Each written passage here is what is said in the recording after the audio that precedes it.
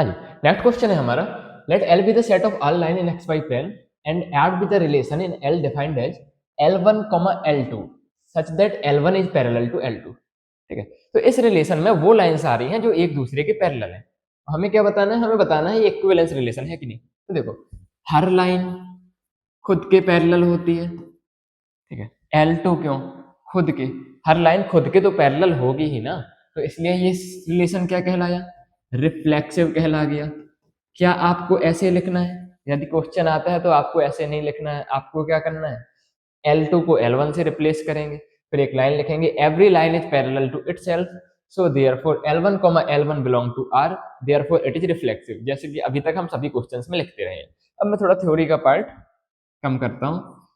ठीक है, मान लो L1 पैरेलल टू L2 है, तो इसका मतलब L2 भी पैरेलल टू L1 होगा।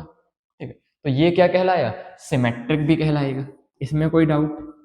आपको कैसे लिखना है कि हमने एज्यूम किया कि L1, L2 R में है, तो L1 is parallel to L2, implies L2 is parallel to L1, this implies L2, L1 is belong to R, so that is symmetric.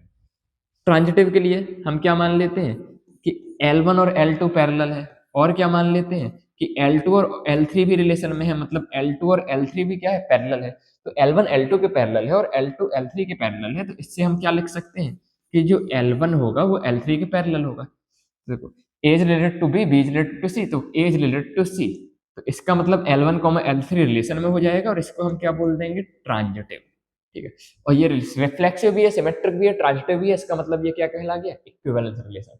लेकिन यदि बोर्ड्स में आते हैं ऐसे क्वेश्चंस, वैसे तो ऐसा क्वेश्चन आने के चांसेस कम है, लेकिन यदि आ जाता है तो आपको पूरी की पूरी थ्योरी लिखना है। ठीक है, जैसे अभी तक अपन क्वेश्चंस का पैटर्न देखते रहे।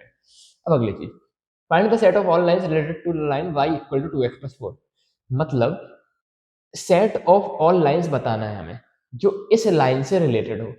इस लाइन से रिलेटेड कौन सी लाइन कहलाएगी, जो रिलेशन को फॉलो करे, और रिलेशन क्या बोलता है कि ये लाइन इस दूसरी लाइन के पैरेलल हो, तो इस लाइन के पैरेलल वाली लाइन इससे रिलेटेड होगी। तो इस लाइन के पैरेलल लाइंस कौन सी कहला जाएंगी, जिसका स्लोप बराबर, तो इस लाइन का स्लोप कितना है, y इक्वल टू 2x+4, इसका स्लोप कितना है 2, तो ऐसी लाइन जो इसके पैरेलल होगी वो इससे रिलेटेड होगी।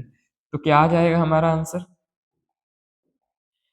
कि y इक्वल टू, स्लोप कितना रखना है 2x प्लस c की जगह कुछ भी रख सकते हैं। स्ट्रेट लाइन इक्वेशन याद है क्या, स्लोप वाली, y इक्वल टू mx+c, तो पैरेलल कौन सी होगी, जिसका स्लोप बराबर होगा, तो स्लोप 2 की जगह हमने 2 ही रख दिया, और बाकी ये c कांस्टेंट क्या हो सकता है, चेंज हो सकता है।